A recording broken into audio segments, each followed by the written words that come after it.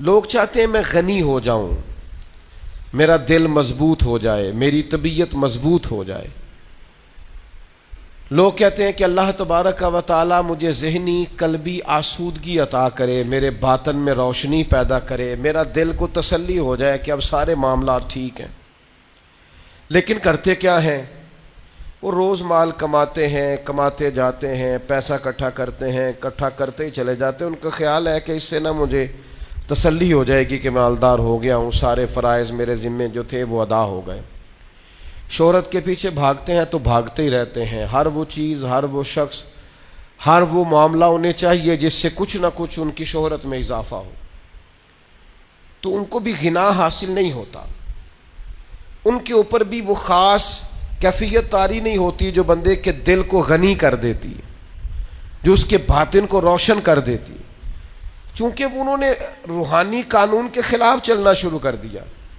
دولت تو آپ جتنی کماتے جاتے ہیں اس کی بھوک بڑھتی جاتی ہے۔ اللہ کے حبیب علیہ السلام نے فرمایا سوائے قبر کی مٹی کے کوئی چیز ابن آدم کا پیٹ بھر سکتی، بھرتا ہی نہیں۔ آپ کی پیاس بڑھتی جاتی ہے، بھوک بڑھتی جاتی ہے، اور زیادہ حال میں مزید کی طلب بڑھتی جاتی ہے۔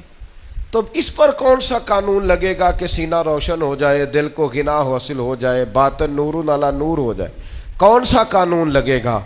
تو اللہ تبارک و تعالیٰ نے ارشاد فرمایا، یہ سنن ابن ماجہ میں حدیث موجود ہے، سرور کائنات صلی اللہ تعالیٰ علیہ وسلم ارشاد فرماتے ہیں کہ اللہ تبارک و تعالیٰ فرماتا ہے، اب اس کو کہتے ہیں حدیث قدسی، جو فرمان اللہ تعالیٰ کا ہو بیان رسول اللہ صلی اللہ علیہ وسلم فرمائیں۔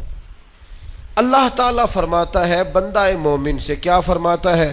رب فرماتا ہے تو میری عبادت کے لیے فارغ ہو جا، میں تیرے سینے کو غنا سے بھر دوں گا، کشادہ ہو جائے گا سینہ۔ لیکن تو فارغ ہی نہیں ہو رہا، تو مصروف ہی بڑا ہے، تو کہتا ہے کام سے ٹائم ہی نہیں ملتا۔